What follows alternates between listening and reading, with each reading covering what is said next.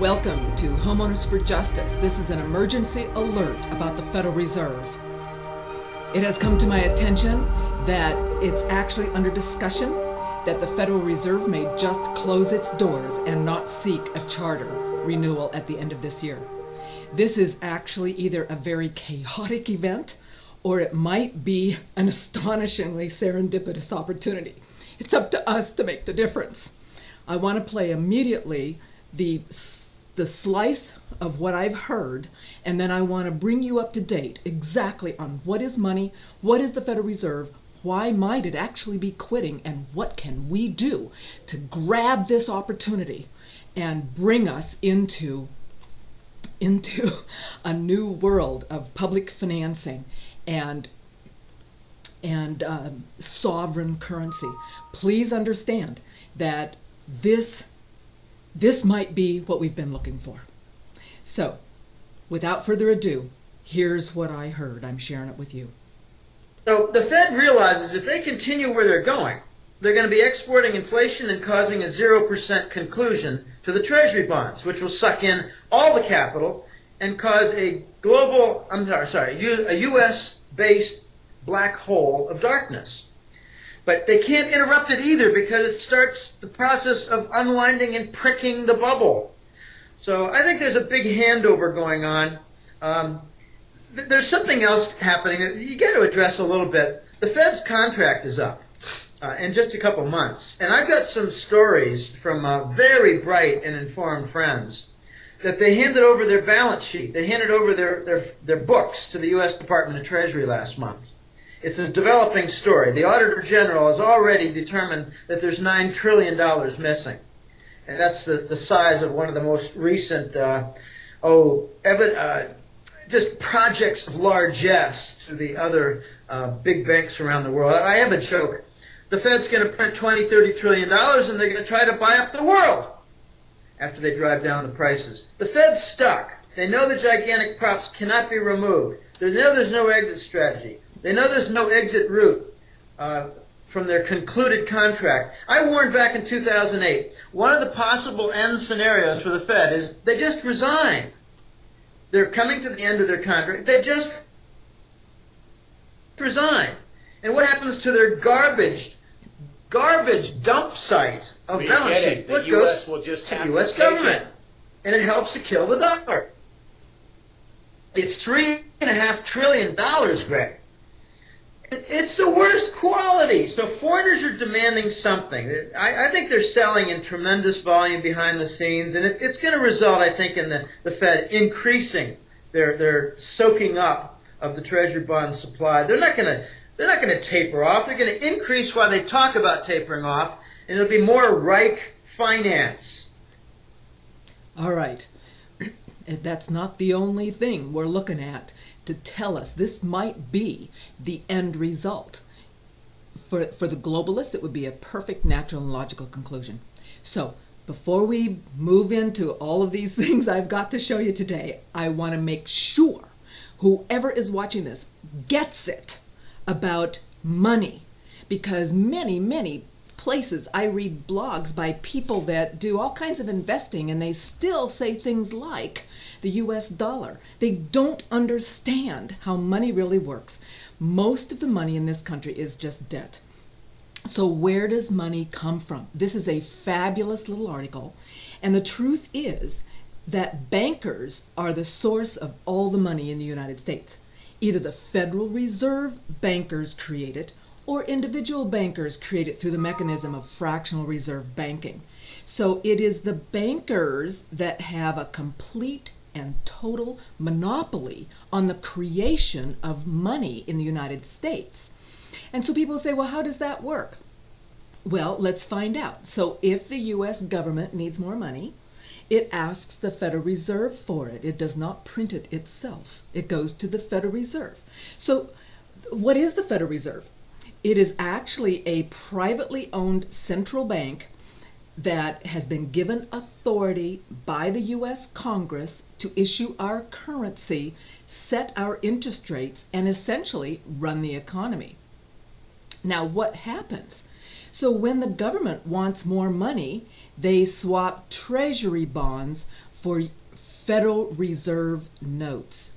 We refer to those as FRNs. And if you take right now, pause this, take out $1 out of your pocket and look at it, and at the very top it says Federal Reserve note. What that tells you is that the money that we use as our currency, our paper dollars, and the credits on the books are not sovereign money. It is not created by the United States. It is created by a central bank, and the bankers create it. And so then, of course, the government swaps bonds for FRNs, creates more government debt. It's not even usually printed, it's just an electronic transfer. And here's a key point. People need to understand. If you don't understand yet, this is the key to tyranny. They, the Federal Reserve, bankers, create these notes out of nothing, thin air.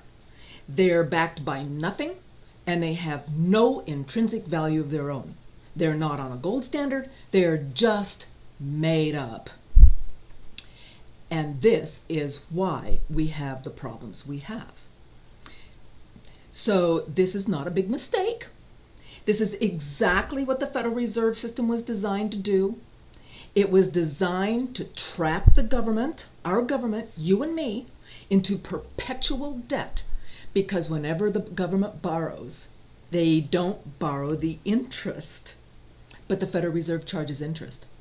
And so the bankers that control the Federal Reserve, and you're going to find out in just 30 seconds who's in charge, and then things will start to make more sense to you. So the bankers create money out of nothing. They got that privilege. They loan it to the government. They get interest on it. That's why people will say to you, if you've ever heard this, we pay interest on every dollar. Yeah, every dollar that is used as our currency has been created out of nothing by the bankers, and we have to pay them back for it. And they don't create the interest. And so it's a never-ending, constantly expanding game until now we're at the end of the game. And that's why not only is he saying, the guy we just heard, talking about the end might be, they just shut the door and say, well, there you go.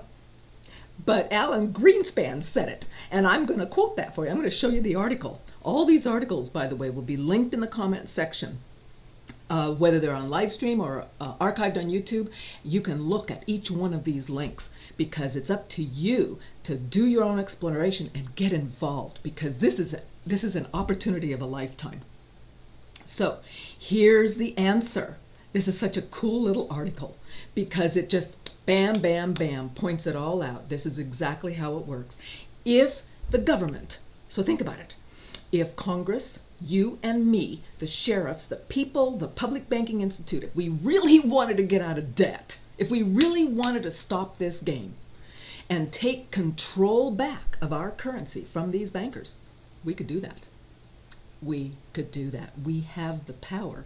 We just need to work on it, get out the exposure. I've got a little chart talking about what we need to do. So here's the question. Here's the answer you've been thinking. Well, if the Federal Reserve is not owned by the government, who owns it? So who owns the Federal Reserve Bank of New York? Here's a fascinating little article.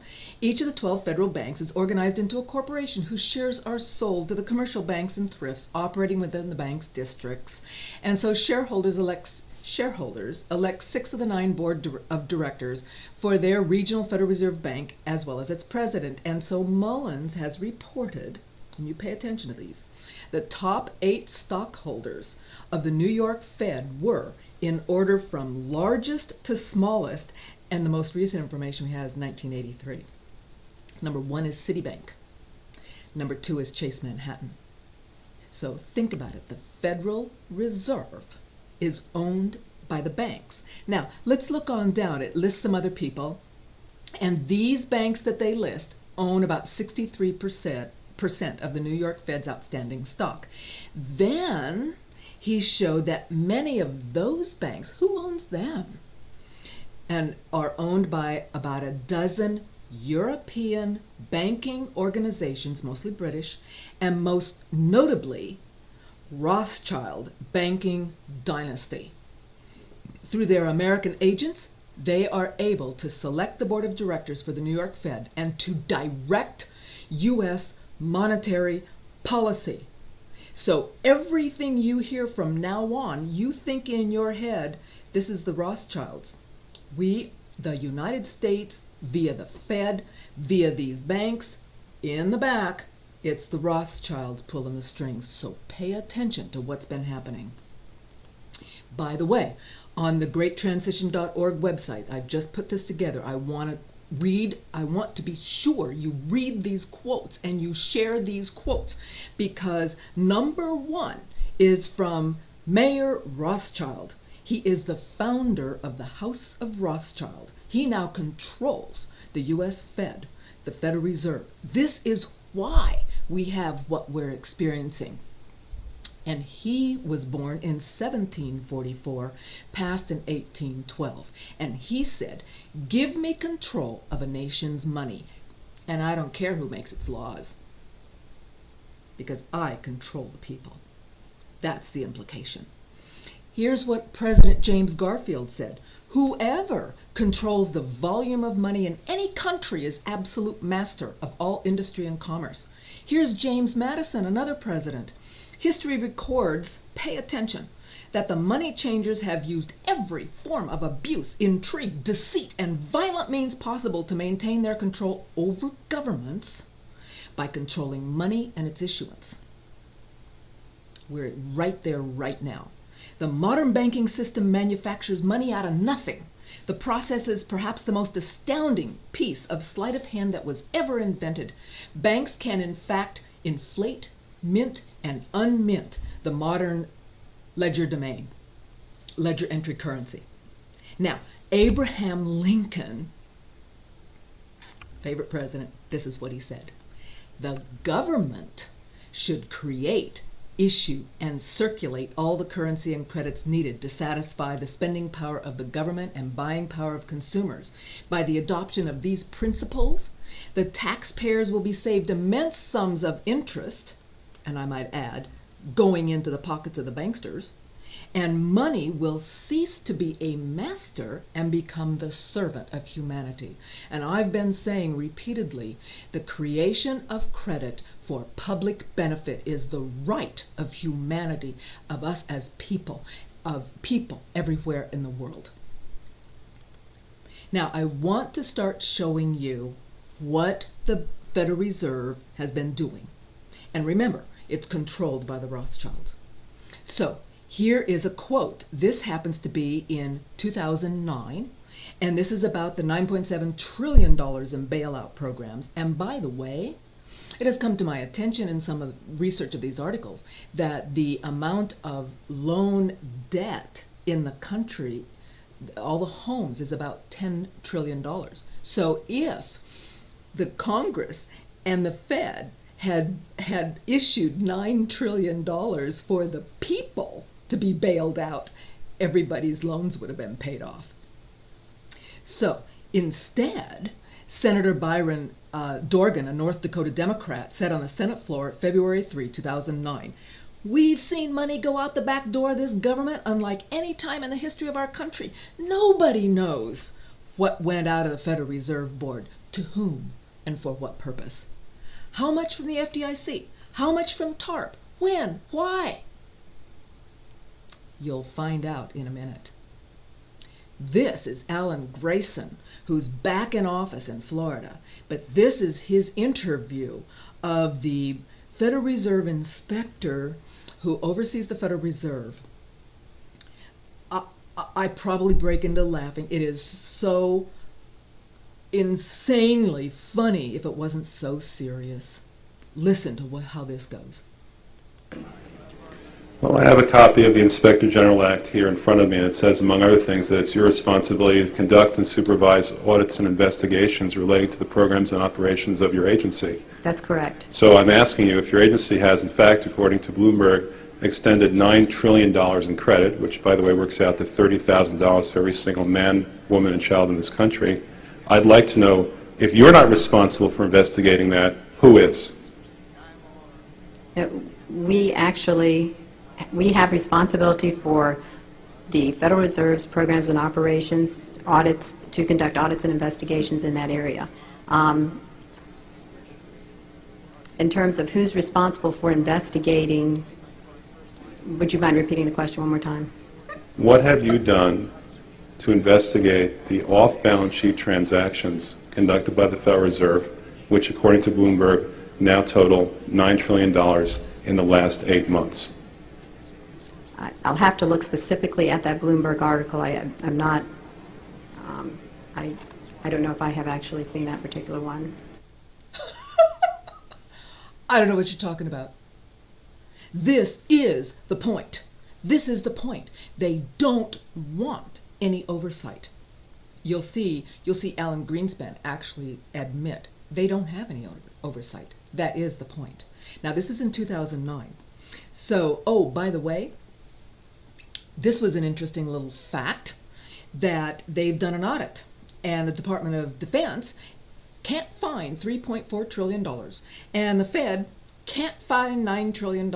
So you add that up, that's $12 trillion. This country's only in debt, well, only, like $16.9 trillion. That's like 3/4 of the debt that you and I face. This is outrageous. This is outrageous. And we have an opportunity. We need to grab this opportunity. So in 2011, good old Bernie Sanders from Vermont said, let's do an audit, and he has it on his website. So here's his website for you to review. I just want to read this little bit of it. As a result of this audit, we now know, this is 2011, that the Federal Reserve provided more than 16 trillion, this is not the 9 trillion, this is the 16 trillion, in total financial assistance to some of the largest financial institutions and corporations in the United States and throughout the world.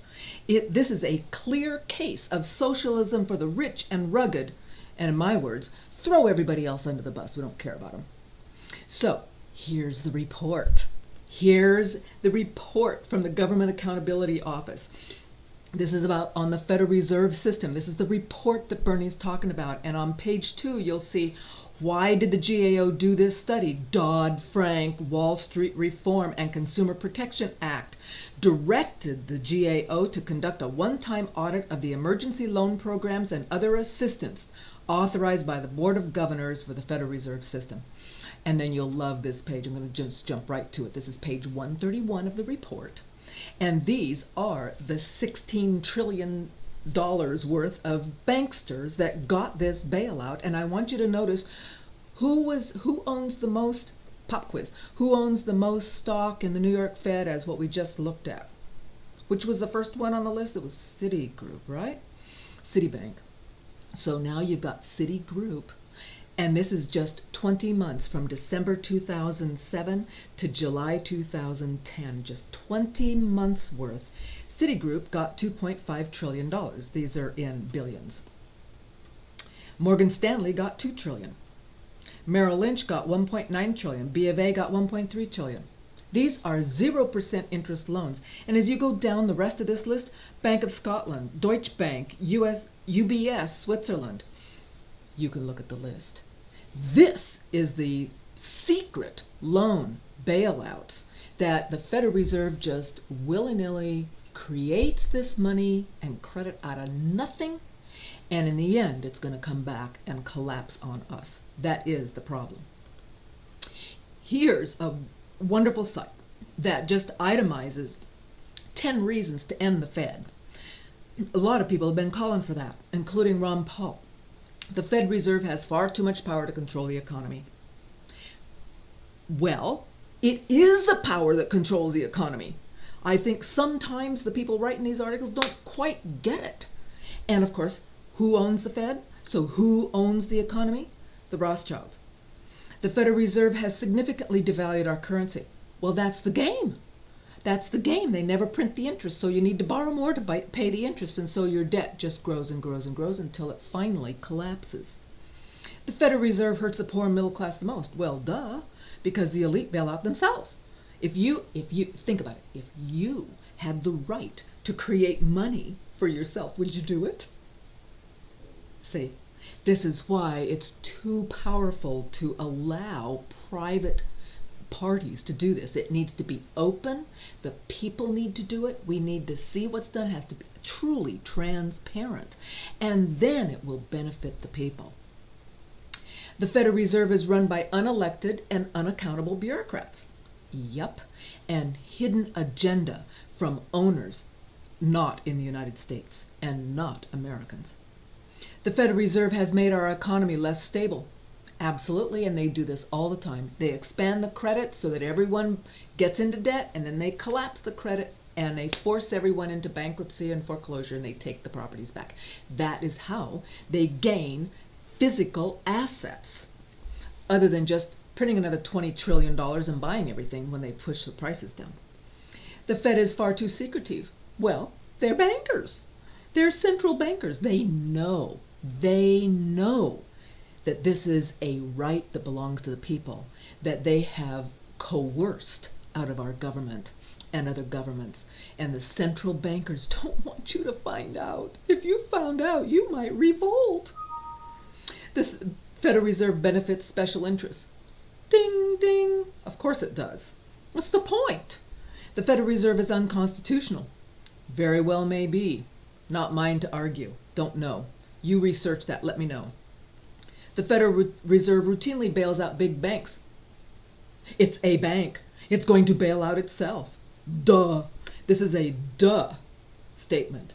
And the Federal Reserve encourages deficit spending. It not only encourages it, requires it, because you can never pay them back. There's not enough money because they only create the debt. They don't create the interest on the debt to pay you back. And that is one of the classic snags. This is the scam that they're running on us. And since most of the debt is most of the money is created by debt, we're all stuck, and this is worldwide. You gotta hear Alan Greenspan. This is a classic interview, and this was done in 2008. It is no secret, but I don't think maybe a lot of people have actually seen this interview. It's great. I'll just play a minute. What is the proper relationship, what should be the proper relationship between a chairman of the Fed and a president of the United States?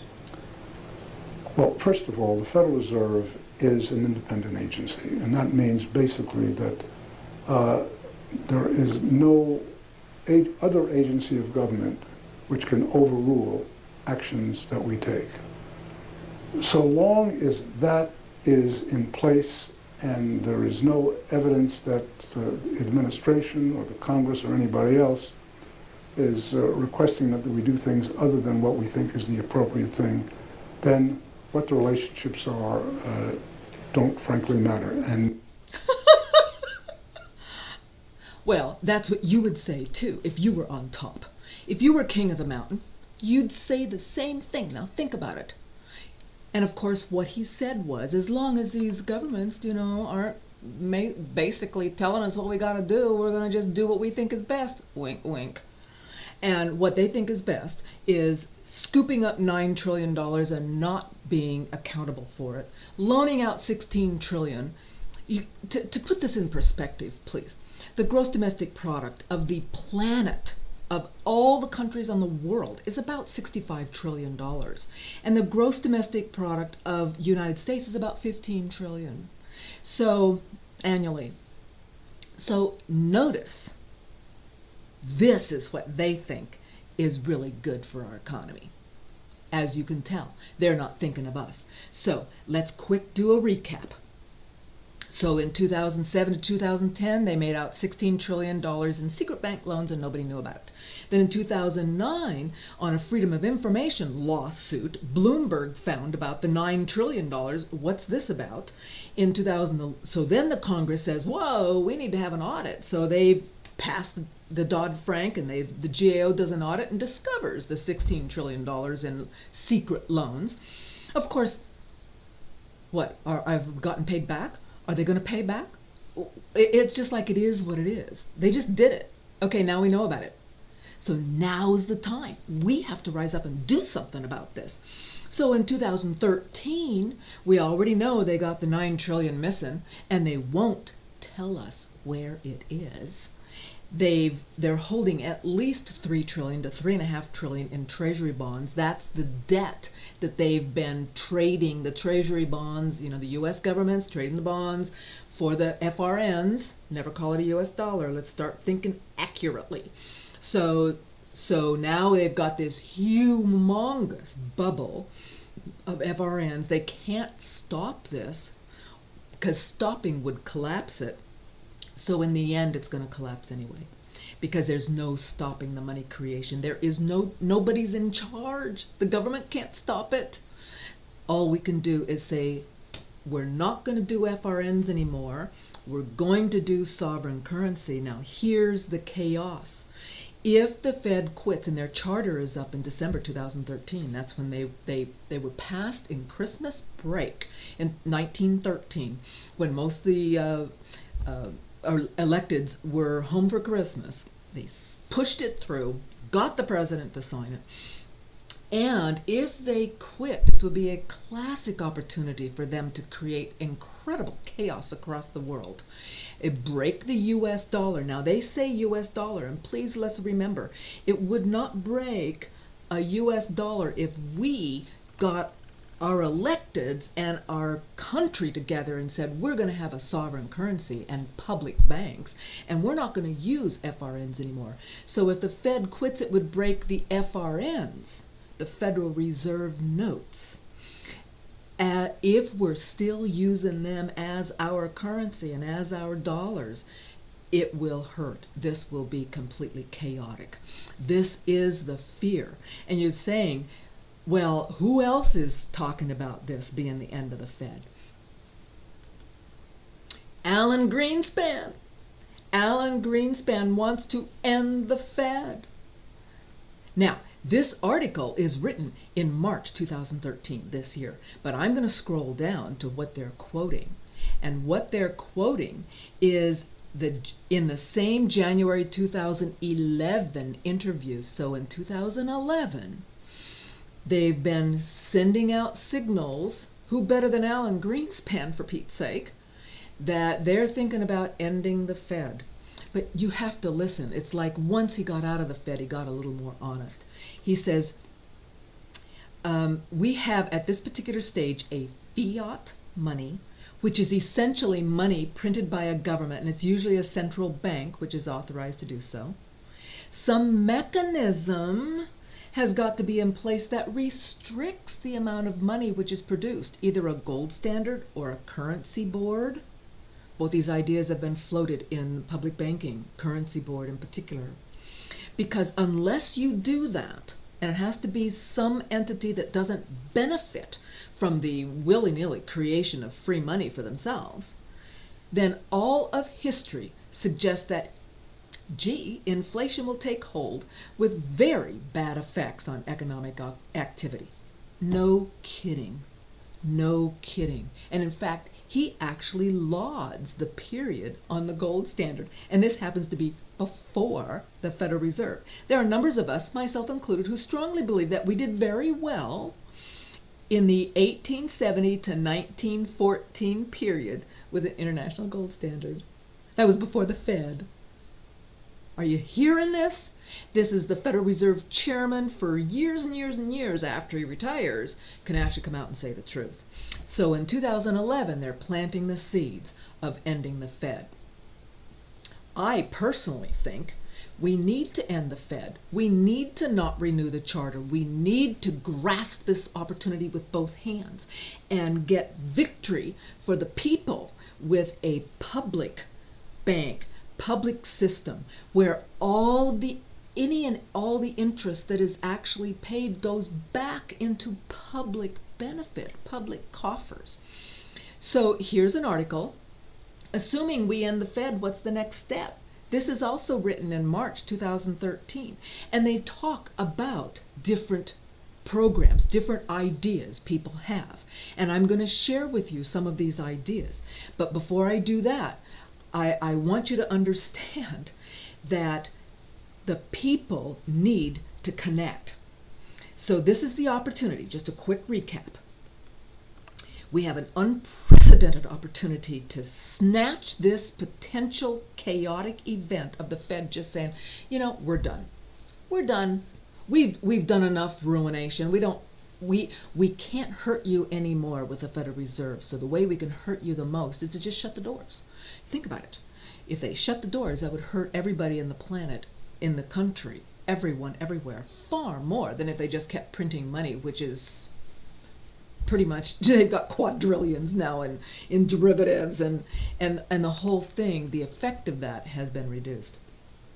So what we need to do is to connect with everybody that really understands what is going on. And I'm bringing to you key constitutional people in our counties. And I'm going to be showing you the links, all the links for public banking and the ideas that people are having, because this is crucial to stopping fraud in the banking system. We know there's just fraud willy-nilly everywhere you look. Fraudulent foreclosures, fraud acts on the part of currency manipulation and interest rate manipulation and drug laundering. It's all done by the banks. They're the ones in charge of free money. So one entity specifically standing up against this is Sheriff Mack, and he's started this Constitutional Sheriffs and Peace Officers Organization. There's the link to his website, and you gotta hear what Sheriff says, because he talks about the Federal Reserve. Probably one of the most destructive things, if not the most destructive things that we've ever done in America, was the Federal Reserve, formed back in 1913 when Congress abdicated their responsibility for weights and measures in America and turned it over to the central banks, something that Jefferson warned us to never do. We now have the Federal Reserve continuing, along with the complicity of the federal government, continuing to give money privately to bailouts all over the world, not just here in America, but all over the world, handing out money now when you would think that it would be impossible to do with the recession and horrible economy that America is in. We continue to pay bribes to foreign countries. Right now, look at how stupid all of this is. We're giving $80 million to the IRS, who've been completely criminal in their actions in America, going after Americans, going after innocent Americans, fabricating evidence against Americans, going after the Tea Parties, attacking the Tea Party groups and any constitutional group. And what do? They continue to give more money to corporations, to foreign countries who hate us, and to other banks. And this is a process that is destroying the American economy and destroying American sovereignty and going completely against our Constitution. What we're seeing is true authoritarianism, true totalitarianism in America. And the Founding Fathers warned us never to go that direction. Ben Franklin warned us, whoever surrenders liberty for a little security will end up with neither. We do everything the Founding Fathers warned us against. They warned us against a welfare state. They warned us against gun control. They warned us against a police state. They warned us against fiat currency. They warned us against central banks running our economy. And we do it all and we think we're going to be okay. The authoritarian state that we're now in is destroying us, and we better do something about it. Globalism is now becoming the occupier of the American free state. We've got to fight that. We've got to recognize it for what it is. We've got to secure and save our Constitution, which is on life support. We can save America, and we can save our foundation known as the Constitution. The globalist movement out there to destroy America is real. And we can take our country back, county by county and state by state. Yes, county by county. He's a sheriff. There's 3,100 counties in the United States. And every one of us in every one of our counties needs to find out if our sheriff is on board or not, because we're talking about a county level solution. Some states, but also counties. I want to bring to your attention the Public Banking Institute website. So we need to connect with the sheriffs that are on board with this. He's against the Federal Reserve. I've invited him to the show. Please, every sheriff in the county you're in, go talk to them. Ask them if they understand the assault on our freedom. I would love to have Sheriff Mack on the show so that we could hear what he says and then archive that and send it out to all the sheriffs in these counties. We have to hyperspeed our effort if we're going to actually be able to grasp this opportunity that we might have to change from a Federal Reserve note central banking fiat currency into a public banking sovereign currency situation for ourselves, for our own safety and well-being. So here's an article I thought was fabulous. It's just a public bank, and having the credit and the benefit of that flowing back into the community in full transparency says it's a good antidote to the Wall Street casino. And local government may be messy, but it is far superior to the existing corporate-controlled governance coming out of D.C., which, instead of issuing debt-free money, has handed to banks the monopolistic power over money creation. At least citizens using a public bank have the power to make affordable loans for the benefit of their own county, city, and state. Absolutely. And we do have a state that has a public bank. This is North Dakota, the Bank of North Dakota. It is a public bank. It partners with all of the regional and banks and credit unions, the private ones, and it's been fabulous for everybody. All of the small banks, private banks, plus the public bank. They've been doing this for 100 years. So here's the website for that. We're going to continue to emphasize this is the solution. And these are the links that are going to be connected to this little show today about this opportunity we have to end the Fed. We may not get that much resistance, is really what I'm saying.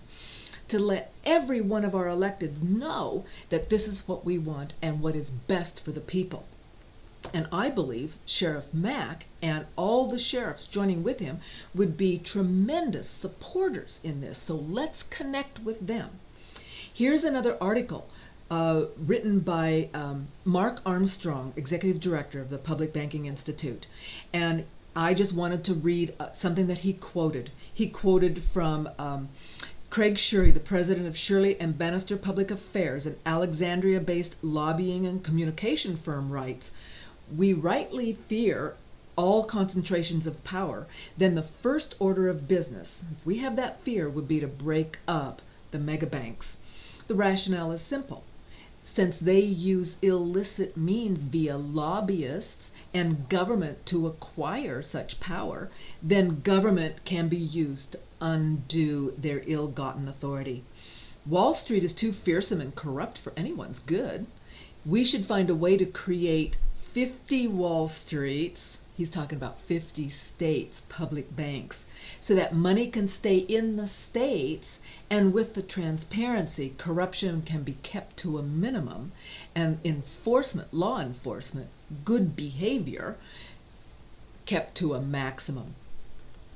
Here's an article by Public Banking Leads to a Stronger, More Diverse Economy, and this is by Tim Jorstad, a founder and chairman of the Alta Pacific Bank here in Sonoma County. That's where I am right now.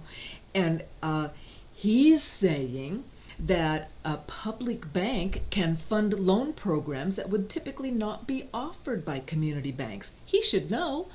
He's a chairman of a bank. He knows what they can and cannot do. And so the kind of loan programs he's talking about would be for first-time farmers, high-tech startups, renewable energy, light manufacturing, the real new economy.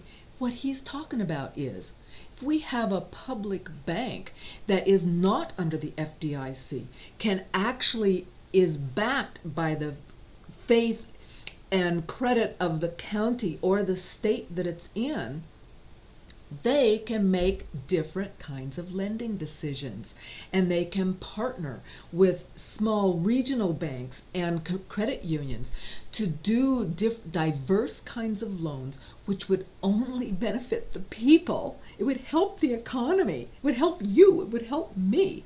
And all of that effort would flow back into the community. Public Banking Institute had a conference recently in San Rafael.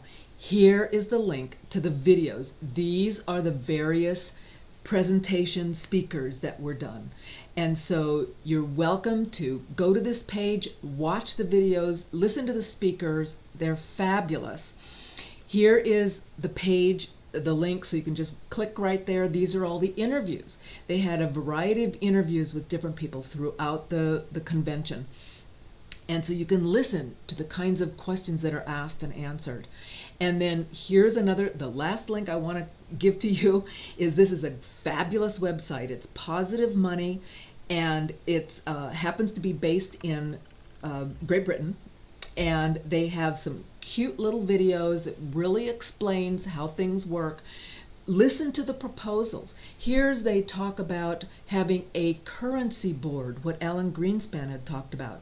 And I like that idea, because if you're going to create credit without connected to a loan, if it's going to be debt-free credit, somebody has to decide where that limit is. And how do we mathematically decide what those parameters are? And it has to be somebody who does not benefit from the credit creation, because right now we have a system where the private bankers get to create it, and it's for their own benefit. So what's to stop them? Nothing. And that's what I'm hoping to have shown you through this emergency alert. Also, now, the urgent action plan. It's basically simple, but it could be fairly difficult to put into play. Obviously, we need to educate people. And I'm trying to put this little presentation together so that you can just send this link out to help people understand quickly what the opportunity is, how money works, and why it's in their best interest to actually participate in this with us, and seizing this opportunity to make it a serendipitous, wonderful thing for the people, rather than just running off the cliff and being crushed by the chaos if the Federal Reserve decides to quit. I think we should actually insist that they do shut their doors. But we have to get the people up and running. We need to connect with the constitutional sheriffs. Absolutely. I think they're going to be some of our best advocates. And they can go talk to supervisors. They can talk to bankers in their community. I mean, this could be a powerful way to infiltrate our communities and our counties. We need to hound the media. The media needs to stop being a black hole. They need to start at least talking about how money really is working. And I swear most of them don't even know. So send them this link and demand, just hound them until they start to write articles and present this to the people, because a lot of people still are just sort of honed in on mainstream media. So we really need to focus there, and we need to motivate action from our electeds, both state and federal and county. County banks, state banks, a federal private bank. The easiest one is probably going to be at the county level. It might even be at the city level. It doesn't have to be a county. You could go to a large city. So this is what I wanted to bring to your attention. There are rumors afoot, rumblings underground, obviously led by Alan Greenspan of the Federal Reserve, that they may just shut their doors and not have to answer any questions, not have to deal with anything else, throw the world into chaos, and that would probably lead to what they want, which is a one world currency, so they control you better and control the whole planet better. This is what we need to do, and how we need to fight back, educate the electeds, educate the people, connect with everyone that's interested, hound the media, and I thank you for watching. And please share this with everybody you know. This is literally the foundation of how we live and operate. It is our economy. We can fix this. We can snatch this victory out of the jaws of defeat. This is CJ signing off. We'll see you tomorrow.